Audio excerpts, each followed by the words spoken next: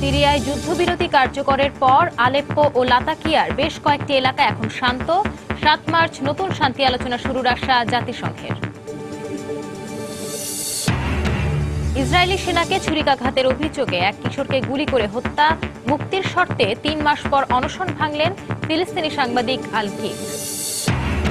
পাশ্চাত্যের বিরুদ্ধে রাশিয়ার সংসদীয় নির্বাচন বানচালের চেষ্টা চালানোর অভিযোগ পুতিনের। রুশ সরকারের বিরুদ্ধে দমনপীড়নের অভিযোগ বিরোধী নেতার। এবং মার্কিন প্রেসিডেন্ট নির্বাচনে আজ সাউথ ক্যারোলাইনায় ডেমোক্র্যাটদের প্রাথমিক ভোট। মনোনয়ন দৌড়ে থেকে সরে দাঁড়ালেন রিপাবলিকান ক্রিস ক্রিস্টিন।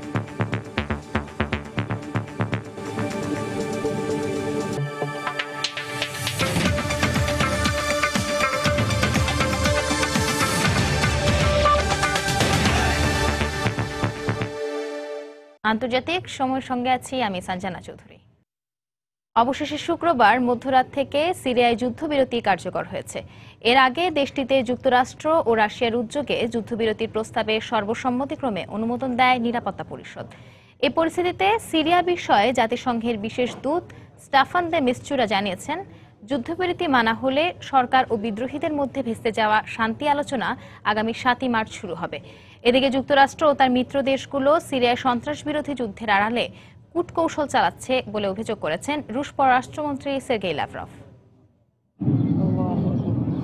যুদ্ধবিরতি কার্যকরের কয়েক ঘন্টা আগেও অনলাইনে প্রকাশিত একটি ভিডিওতে দেখা যায় রুশ বাহিনী দামেস্কের জোবার, দৌমা ও হোমস প্রদেশের তেইরমালায় বিদ্রোহী নিয়ন্ত্রিত এলাকাগুলোতে বিমান হামলা চালিয়েছে। যদিও এসব হামলা সিরিয়ার বিভিন্ন সন্ত্রাসী গোষ্ঠীর অবস্থান লক্ষ্য করে চালানো হচ্ছে বলে রুশ প্রতিরক্ষা মন্ত্রণালয় দাবি করেছে। এর কয়েক ঘন্টা পরেই মধ্যরাত থেকে একটি সাময়িক যুদ্ধবিরতি কার্যকর হয়। সংশ্লিষ্ট পক্ষগুলো এটি মেনে চললে ৫ বছরে এটি হবে বিবদমান পক্ষগুলোর মধ্যে লড়াইয়ের প্রথম বিরতি। শনিবার আন্তর্জাতিক পর্যবেক্ষণ সংস্থাগুলো বলে আলেপ্পো ও লাতাকিয়া প্রদেশের বেশ কয়েকটি এলাকা এখন অনেকটাই শান্ত। এর আগে জাতিসংঘের নিরাপত্তা পরিষদ যুদ্ধবিরতি কার্যকরে সমর্থন দিয়ে একটি প্রস্তাব পাশ করে। ৯৭টি বিদ্রোহী গ্রুপ যুদ্ধবিরতিতে সম্মত হয়েছে বলে জানিয়েছে দেশটির প্রধান বিরোধী জোট উচ্চ মধ্যস্থতাকারী কমিটি HNC। তবে জঙ্গি গোষ্ঠী IS ও আল নুসরা ফ্রন্টকে এই যুদ্ধবিরতির আওতায় রাখা হয়নি। যুদ্ধবিরতি কার্যকর হওয়ায় সিরিয়া শান্তি আলোচনার আবারও নতুন করে সম্ভাবনা দেখা দিয়েছে। সিরিয়া বিষয়ক জাতিসংঘের বিশেষ দূত স্টাফান ডি মিস্তুরা বলেছেন, সব ঠিকঠাক থাকলে সিরিয়া সংকট সমাধানে খুব শিগগিরই জেনেভায় আলোচনায় বসবে আন্তর্জাতিক সম্প্রদায়। সিরিয়ায় শান্তি ফিরিয়ে আনার একটি জোরালো সম্ভাবনা দেখা দিয়েছে। আশা করি এবারে অনাকাঙ্ক্ষিত কিছু ঘটবে না, কারণ সিরিয়ার জনগণের জন্য শান্তি ও স্থিতিশীলতা ভীষণ জরুরি। গেল ৫ বছরে তারা সর্বস্ব হারিয়েছে। এরই মধ্যে রুশ পররাষ্ট্রমন্ত্রী সের্গেই লাভরভ অভিযোগ করলেন, সিরিয়ায় মার্কিন নেতৃত্বাধীন জোট জঙ্গিদের বিরুদ্ধে লড়াইয়ের আড়ালে প্রতারণা করছে। মার্কিন জোটের এখন এই সন্ত্রাস বিরোধী যুদ্ধের নামে কৌতুকটা বন্ধ করা উচিত। মিস্টার ওবামা বলেন, আসাদ সরকার ক্ষমতায় থাকার কারণে সিরিয়ায় তারা সন্ত্রাসীদের নির্মূল করতে পারছেন না, কারণ আসাদ জঙ্গিদের মদদ দেয়। এটা সম্পূর্ণ হাস্যকর কথা। সিরিয়ায় বাশার আল আসাদের বৈধ সরকারই আসলে লড়াইটা করছে। আশা করি আমার মার্কিন বন্ধুরা তা বুঝতে পারবেন। তবে যুদ্ধবিরতি কার্যকর হলেও তা কতদিন স্থায়ী হবে তা নিয়ে সংশয় প্রকাশ করেছেন আন্তর্জাতিক বিশ্লেষকরা। IS ও আল নুসরা ফ্রন্টের উপর হামলা চলতে থাকলে সিরিয়ার পরিস্থিতি আরো কঠিন হয়ে উঠবে। ইতোমধ্যে আল কায়েদা সংশ্লিষ্ট জঙ্গি গোষ্ঠী আল নুসরা ফ্রন্ট যুদ্ধবিরতিকে নাকচ করে দিয়ে বলেছে, সিরীয় সরকারকে উৎখাতের আগে তারা থামবে না। এছাড়া আন্তর্জাতিক গণমাধ্যমে সিরীয় সেনা সদস্যরা জানিয়েছেন, আলেপ্পো ও এর আশপাশের বড় এলাকা জুড়ে IS ও আল নুসরা ফ্রন্টের সাথে তাদের লড়াই চলছে। রঞ্জন শুভ্র, সময় সংবাদ। যুক্তরাষ্ট্র ও রাশিয়ার সম্মিলিত চেষ্টায় সিরিয়ায় সামরিক যুদ্ধবিরতি শুরু হওয়ায় আশায় বুক বেঁধেছেন দেশটির বেসামরিক নাগরিকরা। তবে কোনো কোনো পক্ষ এই শান্তি প্রক্রিয়া ব্যাহত করার চেষ্টা চালিয়ে যেতে পারে বলে আশঙ্কা বিশ্লেষকদের। এদিকে বর্তমানে ১,৩০,০০,০০০ সিরীয় নাগরিকদের জরুরি ভিত্তিতে মানবিক সহায়তা দরকার বলে জানিয়েছে জাতিসংঘ। আরব বসন্তের রেশ ধরে ২০১১ সালের জানুয়ারিতে সিরিয়ায় শুরু হওয়া সরকার বিরোধী আন্দোলন কিছুদিনের মধ্যেই ভয়াবহ এক গৃহযুদ্ধের রূপ নেয়। সরকারি বাহিনী ও সশস্ত্র বিদ্রোহীদের পাল্টাপাল্টি হামলায় মৃত্যুপুরীতে পরিণত হতে থাকে গোটা সিরিয়া। এরই ধারাবাহিকতায় ২০১৪ সালের শেষ দিকে দেশটিতে IS-এর উত্থানে নতুন মাত্রা পায় সিরিয়া সংকট। জঙ্গি গোষ্ঠীটিকে দমনের নামে সেখানে মার্কিন বিমান হামলা শুরু হলে এই সংকট আরও ঘনীভূত হয়। শেষ পর্যন্ত গত বছর শেষ দিকে রাশিয়াও দেশটিতে বিমান অভিযান শুরুর পাশাপাশি সেখানে নিজেদের সেনাও মোতায়েন করে। এমন এক পরিস্থিতিতে দেশটিতে শান্তি আলোচনা শুরুর প্রক্রিয়ার অংশ হিসেবে এ মাসে জেনেভা সম্মেলন ও মিউনিখ নিরাপত্তা সম্মেলনে বিশ্ব নেতাদের সমঝোতার ভিত্তিতে সিরিয়ায় ত্রাণ পাঠানো শুরু করে জাতিসংঘ ও আন্তর্জাতিক রেড ক্রিসেন্ট। আলেপ্পো ও মাদায়া সহ কয়েকটি শহরে আটকে থাকা সিরীয়দের ত্রাণ সরবরাহ করা গেলেও সংঘাত অব্যাহত থাকায় অধিকাংশ জায়গায় কোনো সহায়তা পাঠানো যায়নি। এর মধ্যে আইএসের নিয়ন্ত্রণে থাকা দেইর এজ জোর প্রদেশে প্রায় 2 লাখ বেসামরিক লোক আটকে আছে বলে জানায় বিবিসি। খাদ্যাভাবে সেখানে দুরারোগ্য সংক্রমণ ছড়িয়ে পড়ার পাশাপাশি মানবিক পরিস্থিতির দিন দিন অবনতি হচ্ছে। তবে দেশটিতে শুক্রবার থেকে শুরু হওয়া অস্ত্রবিরতি স্থায়ী হবে বলে আশা সিরীয়দের। অল্প কিছুদিনের জন্য যুদ্ধবিরতি দেশের জন্য কোনো সুফল বয়ে আনতে পারবে না। এই অস্ত্রবিরতি যাতে স্থায়ী হয় সেজন্য বিশ্ব সম্প্রদায়কে সচেষ্ট হতে হবে। শুরু থেকেই শুনে এসেছি যুক্তরাষ্ট্র বিপ্লবীদের পাশে দাঁড়ায়, কিন্তু কাজে তার প্রমাণ পায়নি। আশা করি বর্তমান সময়টা কাজে লাগিয়ে তারা সিরিয়া সংকটের স্থায়ী সমাধানে কার্যকরী ভূমিকা রাখবে। যুদ্ধবিরতি শুরু হলেও তা যে কোনো সময় ভেঙে পড়তে পারে বলে আশঙ্কা বিশ্লেষকদের। সিরিয়ায় চলমান সংকটের বিভিন্ন দিক রয়েছে। একটি বিষয়ে সমঝোতা হলে দেখা যায় অন্য কিছু নিয়ে আবার সংঘাত শুরু হয়। সিরিয়া সংকট সমাধানে কিছু পক্ষ সচেষ্ট থাকলেও তুরস্ক ও সৌদি আরবের সদিচ্ছা আমাদের চোখে পড়েনি। দেশটিতে স্থায়ী সমাধানের বিষয়ে সব পক্ষকে একমত হতে হবে। Syrian centre for policy research SCPR এর নতুন তথ্য মতে সিরিয়ায় প্রায় 5 বছরের সংঘাতে 4 লাখেরও বেশি মানুষ নিহত হওয়ার পাশাপাশি দেশ ও দেশের বাইরে শরণার্থী জীবন যাপন করছে 1,10 লাখেরও বেশি মানুষ। রিয়াদুল ইসলাম, সময় সংবাদ। ইসরায়েলের এক সেনাকে ছুরিকাঘাতের অভিযোগে এক ফিলিস্তিনি কিশোরকে শুক্রবার গুলি করে হত্যা করেছে ইসরায়েলি সেনাবাহিনী। একই দিন বুলগেরিয়া থেকে ইহুদি নাগরিকের হত্যার সঙ্গে জড়িত এক ফিলিস্তিনি বামপন্থী দলের কর্মীর মরদেহ উদ্ধার করা হয়েছে। এদিকে 3 মাসের বেশি সময় ধরে অনশন করে আসা ফিলিস্তিনি সাংবাদিক আল-কিককে আগামী 21 মে মুক্তি দেওয়া হবে বলে তার পরিবারের সঙ্গে ইসরায়েলি সরকারের একটি চুক্তি স্বাক্ষর হয়েছে। গত বছরের 25 নভেম্বর ইসরায়েলি সেনাবাহিনীর হাতে আটকের পর থেকে অনশন করে আসছেন 33 বছর বয়সী ফিলিস্তিনি সাংবাদিক মোহাম্মদ আল-কিক। 94 দিন অনশন পালনের পর বর্তমানে একটি হাসপাতালে চিকিৎসাধীন রয়েছেন তিনি। আল-কিকের অনশন ও স্বজনদের বিক্ষোভের ঘটনার প্রেক্ষিতে শুক্রবার তার মুক্তির বিষয়ে ইসরায়েলের সঙ্গে একটি চুক্তির পর অনশন ভাঙতে সম্মত হয়েছেন তিনি। আজ আমাদের জয় হয়েছে। এবছরের 21 মে আল-কিকের মুক্তির বিষয়ে চুক্তি হয়েছে। তবে তিনি অসুস্থ হওয়ায় মুক্তির আগ পর্যন্ত একজন ফিলিস্তিনি চিকিৎসকের তত্ত্বাবধানে আফুলা হাসপাতালে তার চিকিৎসা করা হবে। আল-কিকের মুক্তির বিষয়ে সম্মত হলেও ইসরায়েলি কর্তৃপক্ষের দাবি গাজার নিয়ন্ত্রণকারী সশস্ত্র সংগঠন হামাসের সঙ্গে জড়িত থাকার অভিযোগে তাকে আটক করা হয়। তবে আল-কিককে ফিরিয়ে দেওয়ার ব্যাপারে সম্মত হলেও পশ্চিম তীরের রামাল্লাহ হাসপাতালে তাকে স্থানান্তরের দাবি প্রত্যাখ্যান করেছে সেখানকার সুপ্রিম কোর্ট। ফিলিস্তিনি সাংবাদিককে মুক্তি দিয়ে নমনীয় মনোভাব প্রদর্শন করলেও ফিলিস্তিনিদের বিরুদ্ধে ইসরায়েলের কঠোর তৎপরতা অব্যাহত রয়েছে। শুক্রবার 17 বছর বয়সী এক ফিলিস্তিনি কিশোরকে গুলি করে হত্যা করেছে ইসরায়েলি সেনাবাহিনী। পশ্চিম তীরের বেতেলে এক সেনা সদস্যকে ছুরিকাঘাতের অভিযোগে তাকে গুলি করে হত্যা করা হয়েছে বলে জানিয়েছে ইসরায়েলের সেনাবাহিনী। একই দিনে বুলগেরিয়ার সোফিয়া থেকে ফিলিস্তিনের বামপন্থী দল popular front for the liberation of প্যালেস্টাইনের এক কর্মী ওমর নাইফ জায়েদের মরদেহ উদ্ধার করা হয়েছে।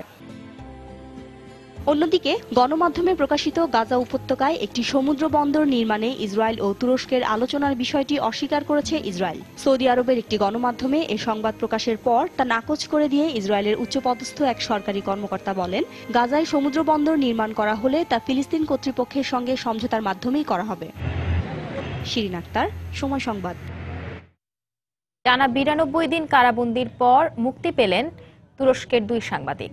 রাষ্ট্রের গোপনীয়তা ভঙ্গের দায়ে বিতর্কিত এক মামলায় নভেম্বরে ক্যান দুন্দার ও এরদেম গুল নামের এই 2 সাংবাদিককে গ্রেফতার করা হয়েছিল।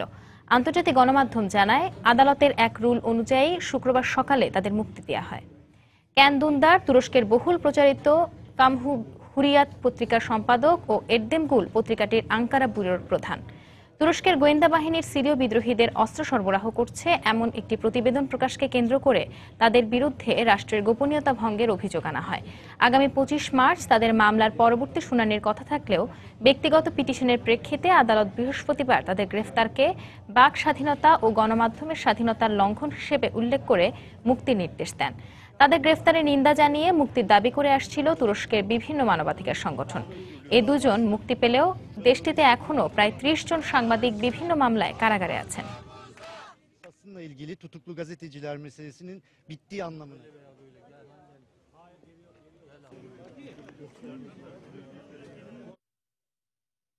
দক্ষিণ চীন সাগরে বিতর্কিত স্প্যাটলি দ্বীপপুঞ্জ ও এর আশেপাশের এলাকায় চীন air defence identification zone ADIZ গড়ে তুললে তার পরিণতি ভালো হবে না বলে হুঁশিয়ারি উচ্চারণ করেছেন মার্কিন সামরিক বাহিনীর কমান্ডার অ্যাডমিরাল হ্যারি হ্যারিস।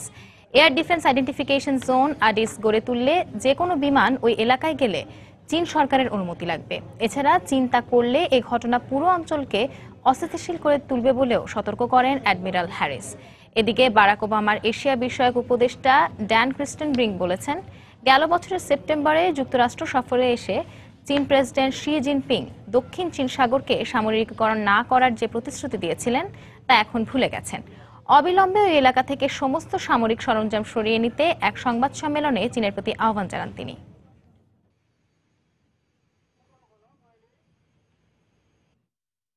উত্তর কোরিয়ার ওপর আন্তর্জাতিক অবরোধ আরোপে দেশটির সাধারণ মানুষের জীবনযাপনের ব্যয় নির্বাহে কোনো প্রভাব পড়বে না বলে জানিয়েছে চীন।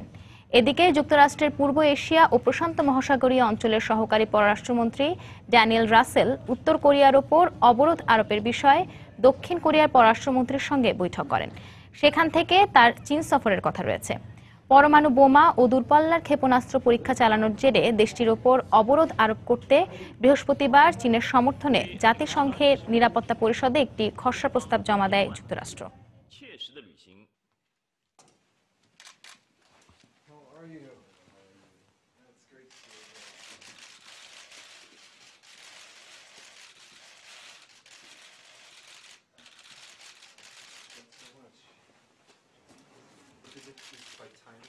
আন্তর্জাতিক সময় আরো দেখবেন, ভারতের কর্ণাটকে গত বছর 1000 কৃষকের আত্মহত্যা। কৃষক কল্যাণ কর্মসূচিতে অংশ নিতে রাজ্যটিতে যাচ্ছেন প্রধানমন্ত্রী নরেন্দ্র মোদী। রাশিয়ায় সেপ্টেম্বরে অনুষ্ঠেয় সংসদীয় নির্বাচন বানচাল করতে বহিঃশক্তি প্রস্তুতি নিচ্ছে বলে সতর্ক করেছেন রুশ প্রেসিডেন্ট ভ্লাদিমির পুতিন।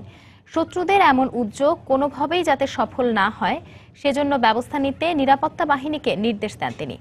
এদিকে রাশিয়ার বিরোধী দলীয় নেতা ইলিয়া ইয়াশিন রুশ প্রেসিডেন্টের নীতির সমালোচনা করে বলেছেন, রাশিয়ায় যে ব্যক্তি পুতিনের সঙ্গে কোনো বিষয়ে একমত হবে না সে নিজ দেশে ভিন গ্রহের প্রাণী হিসেবে বিবেচিত হবে। তিনি বলেন, রাশিয়ার সাধারণ মানুষের ওপর দমনপীড়নের নীতি চালাচ্ছেন পুতিন। এবছরের 18 সেপ্টেম্বর রাশিয়ায় অনুষ্ঠিত হতে যাচ্ছে সংসদীয় নির্বাচন। এই নির্বাচনের পর প্রধানমন্ত্রী হিসেবে দিমিত্রি মেদভেদেভ থাকতেও পারেন, আবার আসতে পারেন নতুন প্রধানমন্ত্রী। রাশিয়ার চিরশত্রু মনে করা হয় পশ্চিমা শক্তিকে। সেই সঙ্গে পশ্চিমা বিশ্বের মদদ দেয়া ইউক্রেনের সঙ্গেও রয়েছে রাশিয়ার বৈরী সম্পর্ক। এই অবস্থায় আসন্ন নির্বাচন যাতে সফল না হয় সেজন্য বিদেশি শক্তি প্রস্তুতি নিচ্ছে বলে হুঁশিয়ার করলেন রুশ প্রেসিডেন্ট ভ্লাদিমির পুতিন। একে সার্বভৌমত্বের জন্য হুমকি বলে মন্তব্য করে বহিঃশক্তির এ তৎপরতা কোনোভাবেই যাতে সফল না হয় সেজন্য ব্যবস্থা নিতে নিরাপত্তা বাহিনী এফএসবি-কে নির্দেশ দেন তিনি। দেশের মানুষকে বিভক্ত করে এমন স্লোগান কিংবা কার্যক্রম শক্ত হাতে প্রতিহত করতে হবে। বিদেশি শক্তি চেষ্টা করছে আমাদের নির্বাচন যাতে সফল না হয়। এটা ঠেকাতে হলে দেশের ভেতর কর্মরত বিদেশি নাগরিক বা সংগঠনের উপর নজরদারি বাড়াতে হবে। আমাদের দেশের সার্বভৌমত্বের জন্য যা কিছু হুমকি তার বিরুদ্ধে আইন অনুযায়ী ব্যবস্থা নেব আমরা। তবে রুশ প্রেসিডেন্ট বহিঃশক্তির বিরুদ্ধে কথা বললেও তার দেশের ভেতরে তার সমালোচনায় ব্যস্ত বিরোধী দলের নেতারা। বিরোধী দল পার্নার নেতা ইলিয়া ইয়াশিন বলেন, পুতিনের মতের বিরোধীদের জায়গা রাশিয়ায় হয় না। তিনি আরো বলেন, 1 বছর আগে রাশিয়ার বিরোধী দলীয় নেতা ও পুতিনের সমালোচক বরিস নেমসভের হত্যার ঘটনা দেশটিতে ভয়ের সংস্কৃতির সঙ্গে পরিচয় করিয়ে দিয়েছে মানুষকে। বরিস নেমসভকে হত্যা করে সন্ত্রাসীরা হয়তো তাদের লক্ষ্যে সফল হয়েছে, কিন্তু তারা জানে না তার ফলে বিরোধী দল আরও ঐক্যবদ্ধ হয়েছে। শহরের প্রাণকেন্দ্রে সন্ত্রাসীরা একজনকে হত্যা করে চলে গেল আর নিরাপত্তা বাহিনী কিছুই করতে পারল না। এটা সম্ভব? রাশিয়ার পার্লামেন্টের নিম্নকক্ষে 450 আসনের মধ্যে একটি আসনও নেই বিরোধী দল পার্নার। ধারণা করা হচ্ছে আসন্ন নির্বাচনেও কোনো আসন পাবে না দলটি। বিরোধী দলের নেতারা যত সমালোচনাই করুক না কেন, দেশটির রাষ্ট্রীয় টেলিভিশনের জরিপে পুতিনের পক্ষে 80% জনসমর্থন আছে বলে খবর প্রকাশ করা হয়েছে সম্প্রতি। সেপ্টেম্বরে অনুষ্ঠেয় সাধারণ নির্বাচনের মাধ্যমে রাজনৈতিক দলের নিবন্ধনের নীতিমালা নমনীয় করার নীতি প্রথমবারের মতো কার্যকর হবে। এই নির্বাচনকে সামনে রেখে বিদেশি ব্যক্তি ও সংস্থার উপর নিয়ন্ত্রণমূলক নতুন আইন চালু করা হয়েছে। এই আইন অনুযায়ী রাশিয়ার কোনো রাজনৈতিক দল বা সংগঠন বা ব্যক্তি বিদেশি কোনো ব্যক্তি বা প্রতিষ্ঠান অথবা এনজিওর কাছ থেকে কোনো ধরনের অর্থ সহায়তা নিতে পারে না। হাফসাতুন্নেসা, সময় সংবাদ। রাশিয়ার কাছ থেকে ক্রিমিয়ার পুনর্দখল নিতে ইউক্রেন বিশেষ বাহিনী তৈরি করছে বলে জানিয়েছেন দেশটির স্বরাষ্ট্রমন্ত্রী আর্সেন অ্যাভাকভ। রুশ গণমাধ্যম আরটি জানায়, প্রেসিডেন্ট পেরোশেনকো ইউক্রেনীয় সেনাদের সীমান্তে তৎপর হওয়ার নির্দেশের পরই রাষ্ট্রীয় টেলিভিশনে শুক্রবার এমন বক্তব্য দেন স্বরাষ্ট্রমন্ত্রী। সম্প্রতি ক্রিমিয়ায় রুশ সামরিক উপস্থিতি বাড়ার পাল্টা জবাব হিসেবেই সীমান্তে তৎপর হচ্ছে ইউক্রেন। তবে যে কোনো মূল্যে ইউক্রেনের অবৈধ হস্তক্ষেপের কড়া জবাব দেওয়া হবে বলে ইতোমধ্যে হুঁশিয়ারি দিয়েছে ক্রিমিয়া। এদিকে রাশিয়া এখনও ইউক্রেনকে নিজেদের অংশ বলে মনে করে বলে মন্তব্য করেছেন যুক্তরাষ্ট্রের জাতীয় গোয়েন্দা সংস্থার পরিচালক জেমস ক্ল্যাপার। বৃহস্পতিবার হাউস অব রিপ্রেজেন্টেটিভসের এক শুনানিতে ভবিষ্যতেও রাশিয়ার এমন মনোভাব বজায় থাকবে বলে মন্তব্য করেন তিনি।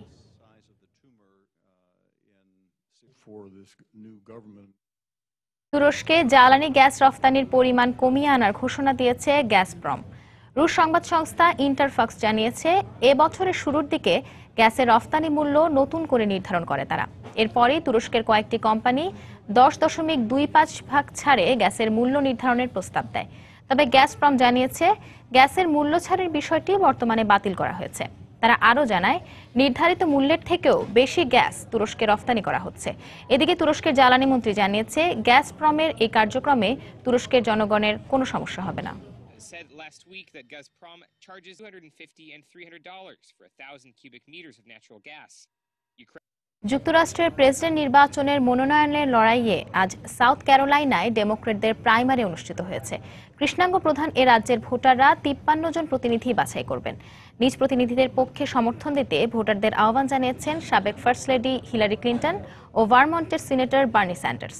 এদিকে রিপাবলিকানদের মনোনয়ন দৌড়ে এগিয়ে থাকা ডোনাল্ড ট্রাম্পকে সমর্থন দিয়ে মনোনয়ন দৌড় থেকে সরে দাঁড়িয়েছেন ক্রিস ক্রিস্টিন। সুপার টিউজডেকে সামনে রেখে জোর প্রচারণা চালাচ্ছেন রিপাবলিকান মনোনয়ন প্রত্যাশীরা। শনিবারের নির্বাচনকে সামনে রেখে সাউথ ক্যারোলাইনার হানিবাল কিচেনে সমর্থকদের সঙ্গে নৈশভোজে যোগ দেন হিলারি। সেলফি তুলে হাসি আনন্দে সময়টা বেশ ভালোই কাটিয়েছেন মনোনয়ন দৌড়ে এগিয়ে থাকা সাবেক পররাষ্ট্রমন্ত্রী। সেই সঙ্গে নিজের পক্ষে সমর্থনও চান তিনি। এদিন সাউথ ক্যারোলাইনার অরেঞ্জবার্গেও প্রচারণা চালান হিলারি। এতে রিপাবলিকানদের সমালোচনা করে ডেমোক্রেটদের নির্বাচিত করার আহ্বান জানান তিনি। ডেমোক্রেট দল থেকে যখনই প্রেসিডেন্ট নির্বাচিত হয়েছে তখনই যুক্তরাষ্ট্রে ভালো কিছু হয়েছে। সবশেষ রিপাবলিকান প্রেসিডেন্ট দেশকে 2008 সালের মন্দায় ফেলে যান। বারাক ওবামা তা থেকে দেশকে অনেকটাই টেনে তুলেছেন। সাউথ ক্যারোলাইনায় মানুষের জীবনমান উন্নয়নে ডেমোক্রেটদের বিকল্প নেই। The Supreme Court selected a Republican president. শুক্রবার মিনেসোটার হিবিংয়ে নির্বাচনী প্রচারণা চালান অপর ডেমোক্রেট মনোনয়ন প্রত্যাশী বার্নি স্যান্ডার্স। ওয়াল স্ট্রিটের ধনকুবেরদের কাছ থেকে হিলারির নির্বাচনী ফান্ড পাওয়ার সমালোচনার পাশাপাশি মধ্যবিত্তের দুরবস্থা ঘোচানোর অঙ্গীকার করেন তিনি। আমার প্রস্তাবনাগুলো নিয়ে ইতিমধ্যে রিপাবলিকানরা সমালোচনা শুরু করেছেন। মধ্যবিত্তের দুর্ভোগ লাঘবে আমাদের পরিকল্পনা মোটেই ব্যয়বহুল নয়। আমাদের মনে রাখতে হবে, সাধারণ মানুষের কোটি কোটি ডলার রাষ্ট্রের সর্বোচ্চ পর্যায়ে থাকা 10% মানুষের পকেটে যাচ্ছে। এদিকে সুপার টুইজডেকে সামনে রেখে জোর প্রচারণা চালাচ্ছেন রিপাবলিকান দলের মনোনয়ন প্রত্যাশীরা। ট্রাম্পের পাশাপাশি শুক্রবার প্রচারণার মাঠে ছিলেন টেড ক্রুজ ও মার্কো রুবিও। এবারের নির্বাচনের মনোনয়ন দৌড়ে পিছিয়ে পড়া নিউ জার্সির গভর্নর ক্রিস ক্রিস্টিন সবাইকে অবাক করে দিয়ে শুক্রবার ডোনাল্ড ট্রাম্পের প্রতি সমর্থন জানান। আমেরিকার প্রেসিডেন্ট নির্বাচনের জন্য রিপাবলিকানদের পক্ষে ট্রাম্পকেই যোগ্য বলে ঘোষণা করেন তিনি। আগামী 1 মার্চ সুপার টুইজডেতে 12টি অঙ্গরাজ্যে প্রতিনিধি নির্বাচন অনুষ্ঠিত হবে। রিপাবলিকানদের মোট প্রতিনিধির 1/4 এই রাজ্য থেকে নির্বাচিত হন। এখন পর্যন্ত 4টি অঙ্গরাজ্যের নির্বাচনে রিপাবলিকানদের হয়ে 82 জন প্রতিনিধির সমর্থন পেয়ে এগিয়ে আছেন ট্রাম্প। অন্যদিকে ডেমোক্রেটদের মনোনয়ন দৌড়ে এগিয়ে থাকা হিলারি পেয়েছেন 505 জন প্রতিনিধির সমর্থন। দেলোয়ার হোসেন, সময় সংবাদ। পাকিস্তানের কাছে F-16 জঙ্গি বিমান বিক্রির কার্যক্রম খুব তাড়াতাড়ি শুরু হবে বলে জানিয়েছে যুক্তরাষ্ট্রের পররাষ্ট্র অধিদপ্তর। শুক্রবার পররাষ্ট্র মন্ত্রণালয়ের মুখপাত্র হেলেনা ডব্লিউ হোয়াইট জানান, সন্ত্রাস বিরোধী অভিযানে এই জঙ্গি বিমান ব্যবহার হবে। পাকিস্তানের এমন দাবির প্রতি তাদের পূর্ণ সমর্থন রয়েছে। তিনি আরও জানান, সন্ত্রাস বিরোধী অভিযানে বিজয়ের লক্ষ্যে বিমান খুব গুরুত্বপূর্ণ এটা প্রমাণ করেছে পাকিস্তান। এদিকে ভারত সহ যুক্তরাষ্ট্রের কয়েকজন কংগ্রেস সদস্য সন্ত্রাস বিরোধী অভিযানে জঙ্গি বিমান ব্যবহার নাকচ করে দিয়ে বলেছেন, ভারতের বিরুদ্ধে এটি ব্যবহার করা হবে।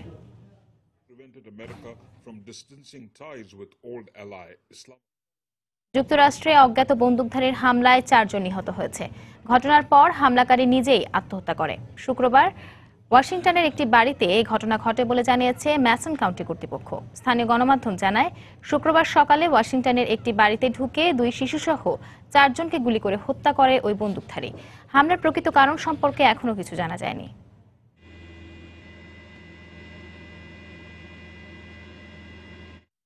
আন্তর্জাতিক সময় আরো যা দেখবেন। জার্মানিতে নিবন্ধিত 1.5 লাখ অভিবাসন প্রত্যাশী নিখোঁজ। অন্য দেশে চলে যাওয়ার আশঙ্কা। শরণার্থীদের জন্য সীমান্ত খোলা রাখার আহ্বান জাতিসংঘের। ভারতের প্রধানমন্ত্রী নরেন্দ্র মোদী কৃষক কল্যাণ কর্মসূচিতে অংশ নিতে আজ দক্ষিণ পশ্চিমাঞ্চলীয় রাজ্য কর্ণাটকে যাচ্ছেন। এনডিটিভি জানায়, রাজ্যের উত্তরাঞ্চলীয় বেলগাভিতে তার ভাষণ দেওয়ার কথা রয়েছে। কংগ্রেস শাসিত কর্ণাটকে গত বছর দারিদ্র্যের কারণে অন্তত 1000 কৃষক আত্মহত্যা করেন বলে জানায় গণমাধ্যম। এর মধ্যে রাজ্যের মন্দা এলাকায় সবচেয়ে বেশি আত্মহত্যার ঘটনা ঘটেছে। এলাকাটিতে প্রচুর আখ উৎপাদন হলেও চিনি কলগুলো একের পর এক বন্ধ হয়ে যাওয়ায় কৃষকেরা চরম সংকটে পড়েন। গত বৃহস্পতিবার সকালেও ঋণগ্রস্ত এক কৃষকের আত্মহত্যার খবর জানিয়েছে গণমাধ্যম। নরেন্দ্র মোদীর সরকার এরই মধ্যে চিনি কলগুলো চালু করতে প্রণোদনার ঘোষণা দিয়েছে। পাশাপাশি দরিদ্র পরিবারগুলোকে সাহায্য করতে কর্মসংস্থান ও ভাতা দেওয়ার ব্যবস্থা করা হয়েছে।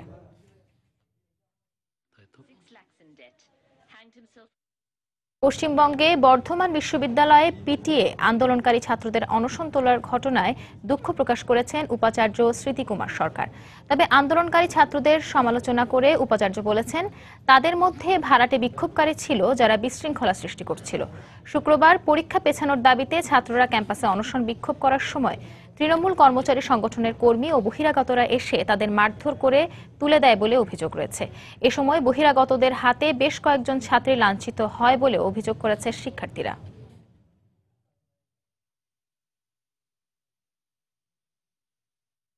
পশ্চিমবঙ্গের বীরভূমে বোমা বিস্ফোরণে অন্তত 2 জন নিহত হয়েছে। স্থানীয় গণমাধ্যম জানায়, শনিবার বীরভূম জেলার শিবপুর গ্রামে 2 জনের শরীরে বোমা বাঁধার সময় এই বিস্ফোরণের ঘটনা ঘটে। তবে এই ঘটনায় 1 জন নিহত ও 1 জন আহতের কথা জানায় এনডিটিভি। বীরভূমের একজন পুলিশ কর্মকর্তা জানান, নির্মাণাধীন একটি বাড়িতে ককটেল তৈরির সময় এই বিস্ফোরণ ঘটে। ঘটনাস্থল থেকে একজনের মৃতদেহ উদ্ধার করেছে পুলিশ। রাজনৈতিক উদ্দেশ্যেই তারা হামলার পরিকল্পনা করছিল বলে ধারণা করছে পশ্চিমবঙ্গের গণমাধ্যম। তবে এ ব্যাপারে মন্তব্য না করলেও ঘটনা তদন্ত চলছে বলে জানায় পুলিশ।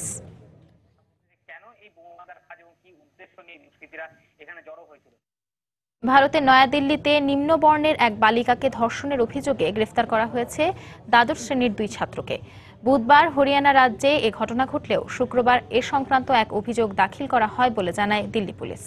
বেড়াতে যাবার কথা বলে একটি গাড়িতে করে তুলে নেবার পর ওই 9ম শ্রেণীর ছাত্রীকে নির্যাতন করা হয়। গ্রেফতার হওয়া 2 ছাত্রের বিরুদ্ধে ভারতের শিশু যৌন নির্যাতন প্রতিরোধ আইনের আওতায় মামলা রুজু করা হয়েছে। আরও 2 বন্ধুর সংশ্লিষ্টতার বিষয়টি খতিয়ে দেখা হচ্ছে বলেও জানানো হয়। 2014 সালে ভারতে ধর্ষণ অপহরণের মতো নারী নির্যাতনের ঘটনা ঘটেছে অন্তত 3,38,000। দেশটির ন্যাশনাল ক্রাইম রেকর্ডস ব্যুরোর তথ্য মতে এ সংখ্যা 2013 সালের চেয়ে 9% বেশি। জার্মানিতে গত বছর নিবন্ধন করা প্রায় 1.5 লাখ আশ্রয় প্রার্থীর কোনো সন্ধান পাচ্ছে না কর্তৃপক্ষ। স্বরাষ্ট্র মন্ত্রণালয়ের ধারণা, নিখোঁজ হওয়া এসব অভিবাসী অন্য কোনো দেশে আশ্রয় নিয়ে থাকতে পারে। এদিকে ফ্রান্সের ক্যালে শরণার্থী শিবির থেকে উচ্ছেদ হওয়া অভিবাসীদের জন্য পর্যায়ক্রমে আবাসনের ব্যবস্থা করা হবে বলে জানিয়েছেন ফ্রান্সের আবাসন মন্ত্রী ইমানুয়েল কজ। এছাড়া শরণার্থীদের প্রবেশে ইউরোপের দেশগুলোতে সীমান্ত খুলে দেওয়ার আহ্বান জানিয়েছেন জাতিসংঘের মহাসচিব বান কি মুন।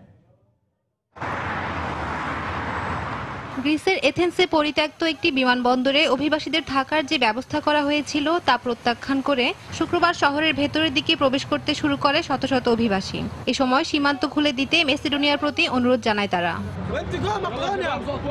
ফ্রান্সের ক্যালের জঙ্গল ক্যাম্পের দক্ষিণাংশের অভিবাসীদের সরে যেতে শিবিরটির অভিবাসীদের সঙ্গে কথা বলেছে ফ্রান্স কর্তৃপক্ষ বলছে, অভিবাসীরা যদি রাজি না হয় তাহলে সেখান থেকে সরে যেতে তাদের বাধ্য করা হবে। তবে ফ্রান্স সরকার উচ্ছেদ হওয়া শরণার্থীদের পুনর্বাসনের ব্যবস্থা করবে বলে জানিয়েছেন ফ্রান্সের আবাসন মন্ত্রী। শুক্রবার ক্যালেতে বেসরকারি সংস্থাগুলোর সঙ্গে এক বৈঠকে তিনি এ ব্যাপারে সহায়তা করার আহ্বান জানান।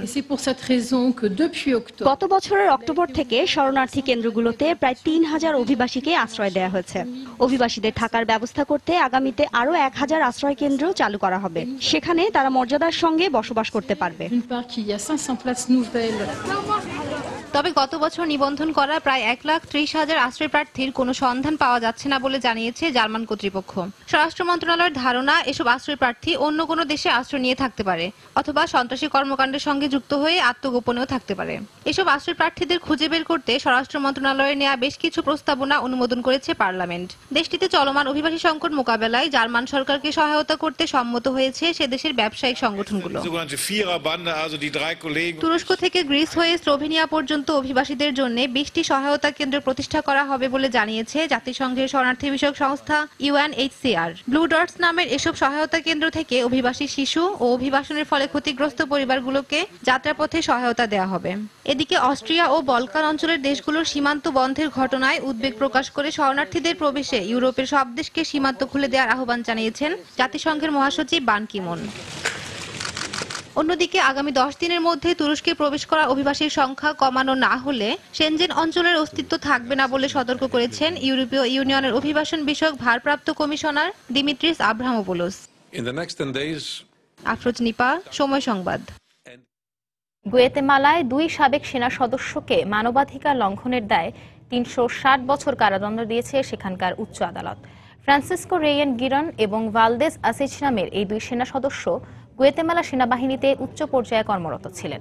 মামলায় অংশগ্রহণকারী আইনজীবীদের বরাতে আন্তর্জাতিক গণমাধ্যম বিবিসি জানায়, 1982 সালে গুয়েতেমালার এক আদিবাসী গ্রামে হামলা চালিয়ে হত্যাসহ নারী নির্যাতনের ঘটনায় জড়িত ছিলেন ওই সেনা সদস্যরা। আইনজীবীরা আরও জানিয়েছেন, এর মধ্যে রেস গিরনের বিরুদ্ধে 2 শিশুকন্যা সহ 15 আদিবাসী নারীকে যৌন হয়রানি, ধর্ষণ এবং হত্যা সুনির্দিষ্ট প্রমাণ পাওয়া গেছে। এদিকে আদালতে রায় প্রদানের সময় উপস্থিত ছিলেন নোবেল পুরস্কার প্রাপ্ত গুয়েতেমালার মানবাধিকার কর্মী রিগোবার্তো মানচু। তিনি জানিয়েছেন, ঐতিহাসিক এই বিচারের মাধ্যমে নির্যাতিত নারীরা কিছুটা হলেও স্বস্তি পাবে।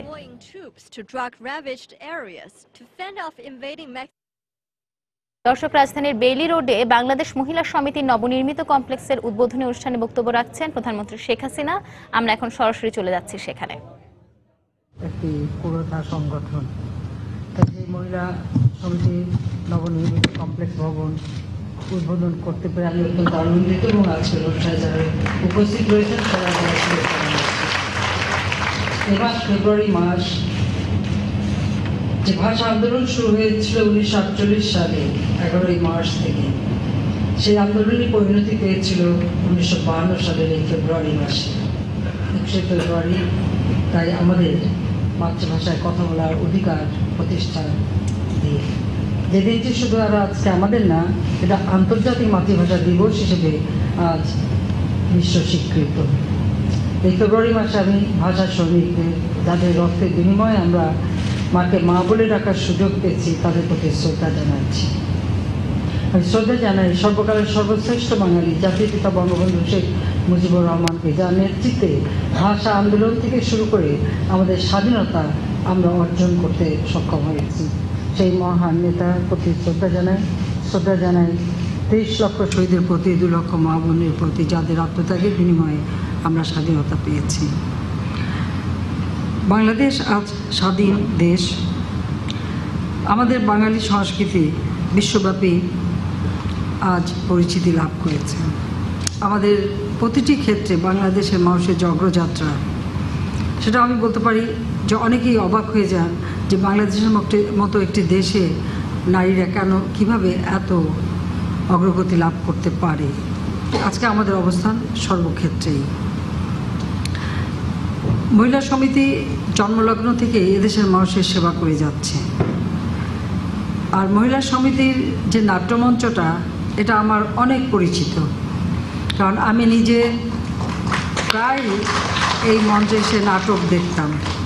অনেক সময় লুকিয়ে লুকিয়ে আসতে হতো, কারণ আসতে গেলে অনেক সময় যেমন রাজনীতি করি এত বেশি পরিচিতি, কাজে একটু অসুবিধা হতো, টিকিট কিনে বসে থাকতাম। আর ঠিক খবর নিতাম, আমি যখন মিন্টো রোডে থাকতাম তখন আরও বেশি সুবিধা ছিল যে আমি যখনই বলতাম যে না সবাই ঢুকে গেছে, তারপরে এসে চুপচাপ বসতাম। হাতে একটা ছোট টর্চ লাইট আমার হাতে থাকতো, যে অন্ধকারে যাতে দেখতে অসুবিধা না হয়, এখানে এসে বসে নাটক দেখতে শুরু করতাম। কারণ আমি নিজে ব্যক্তিগতভাবে নাটক দেখতে খুব পছন্দ করতাম, তাই আমি নিয়মিত আসতাম। তো এখন আর সেই সুযোগটা হয় না।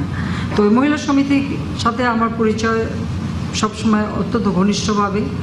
কারণ আপনারা জানেন যে নীলিমা আপা এর নেতৃত্বে ছিলেন আইবি রহমান, তিনি ছিলেন।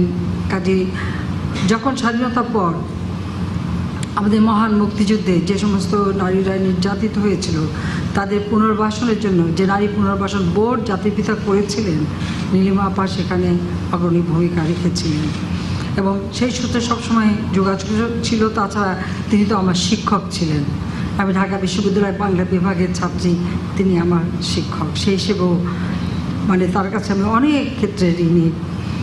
যার কথা সবসময় আমার মনে হচ্ছে। আর আইবি রহমান, যিনি ছাত্র জীবন থেকে আমরা একসাথে রাজনীতি করেছি, অনেক মিছিল মিটিং আমরা অংশগ্রহণ করেছি। যখন আমি স্কুলে পড়তাম, কলেজে পড়তেন, তখন থেকেই। এরপরে যখন কলেজে যাই তিনি ডেনে ছিলেন, আমি ইন্টারমিডিয়েটে ছিলাম, অনেক মিছিলে আমরা একসঙ্গে মিছিল করেছি। নারীদের সেবার জন্য মহিলা সমিতি যথেষ্ট অবদান রাখছে। নারী, শিশু এবং দুস্থ, প্রতিবন্ধী, ক্যান্সার রোগী প্রত্যেকের সেবা এই সমিতি করে যাচ্ছে। যারা সমাজে অবহেলিত, দুস্থ এবং সুবিধা বঞ্চিত সেই সব নারী শিশুদের জন্য এই প্রতিষ্ঠানটি বিরাট অবদান রাখে। এই মহিলা সমিতি ডক্টর নীলিমা ইব্রাহিম প্রাথমিক শিক্ষা সহায়তা বিভাগ, আইবি রহমান কর্মজীবী নারী প্রশিক্ষণ বিভাগ, যেখানে কারিগরি শিক্ষা, বয়স্ক শিক্ষা, সেলাই শিক্ষা, বুটিক, রান্না, হস্তশিল্প ইত্যাদি বিষয়ে শিক্ষা দেওয়া হয়। SA breast cancer detection and awareness বিভাগ, আইনি সহায়তা বিভাগ, প্রতিবন্ধী শিশু সহায়তা বিভাগ ও রেনু আহমেদ মেমোরিয়াল প্রশিক্ষণ বিভাগ, যেখানে কম্পিউটার প্রশিক্ষণ, ইংরেজি ভাষা শিক্ষা কোর্স মাধ্যমে বিভিন্ন কার্যক্রম এই প্রতিষ্ঠানটি চালিয়ে যাচ্ছে। কাজে মহিলা সমিতির একটু উন্নয়ন হোক সেটা আমি চেয়েছি এবং আমাদের দেশে আসলে যেটা সবথেকে বড় অভাব, ভালো নাটক করবার মতো সে ধরনের কোনো অডিটোরিয়াম আমাদের নাই, এটা হচ্ছে বাস্তবতা।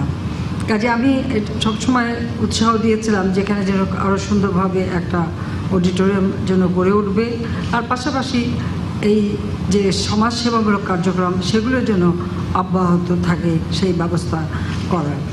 আর সেই লক্ষ্য নিয়েই আমাদের এই প্রজেক্টটা আসে, প্রজেক্টটা পাস করে দিই এবং সবসময় আমার সঙ্গে একটা যোগাযোগ ছিল। কাজে আমি সত্যি খুব আনন্দিত এবং আমিও খুব অধীর আগ্রহ অপেক্ষা করে যাচ্ছিলাম যে কবে এটা শেষ হবে। কাজে আমাকে এটা মানে উদ্বোধন করতে সুযোগ দেওয়া হয়েছে, সেজন্য সত্যি আমি মহিলা সমিতির কাছে কৃতজ্ঞ। আমি টাকা পয়সা হিসেবে গেলাম না, কারণ টাকা পয়সা কোনো বড় ব্যাপার না।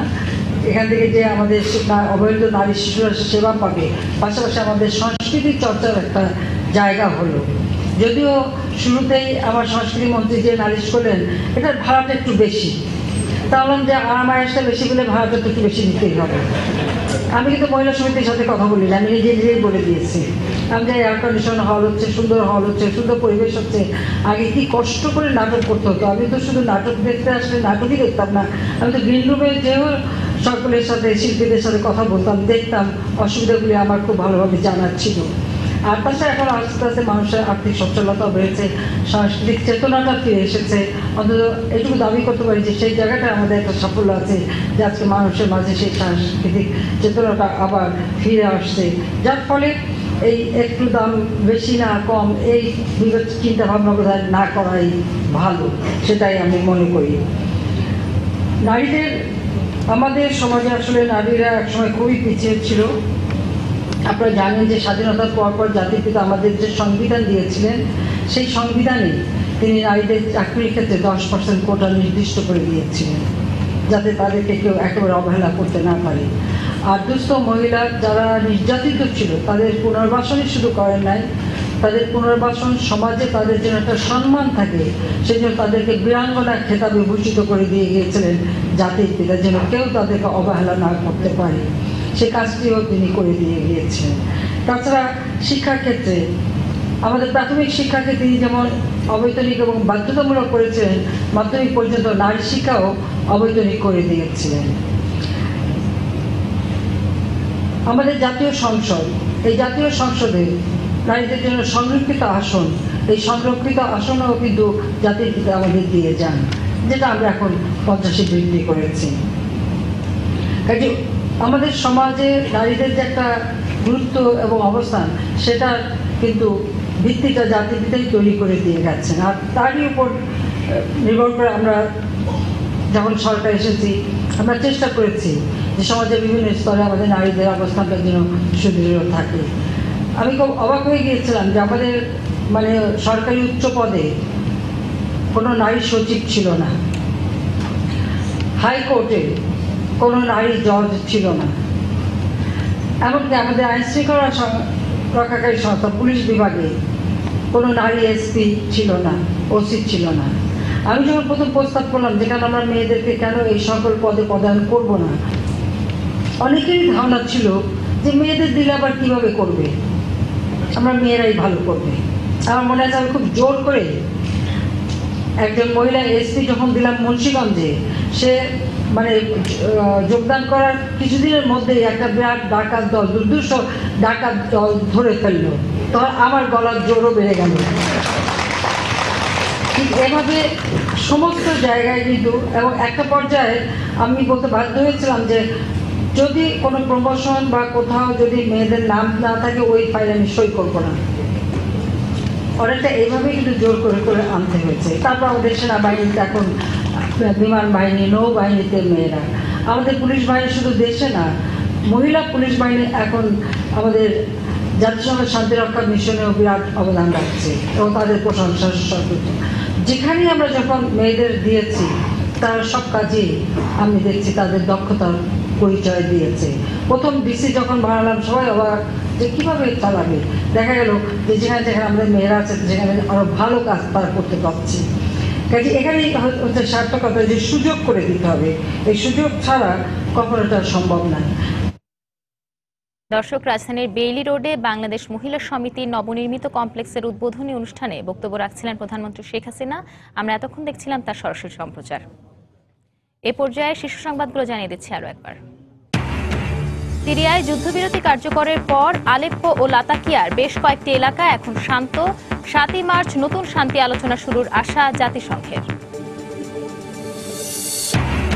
ইসরায়েলি সেনাকে ছুরিকাঘাতের অভিযোগে এক কিশোরকে গুলি করে হত্যা। মুক্তির শর্তে 3 মাস পর অনশন ভাঙলেন ফিলিস্তিনি সাংবাদিক আলকে। পাশ্চাত্যের বিরুদ্ধে রাশিয়ার সংসদীয় নির্বাচন বানচালের চেষ্টা চালানোর অভিযোগ পুতিনের। রুশ সরকারের বিরুদ্ধে দমনপীড়নের অভিযোগ বিরোধী নেতার। এবং মার্কিন প্রেসিডেন্ট নির্বাচনে আজ সাউথ ক্যারোলাইনায় ডেমোক্রেটদের প্রাথমিক ভোট। মনোনয়ন দৌড়ে থেকে সরে দাঁড়ালেন রিপাবলিকান ক্রিস ক্রিস্টি।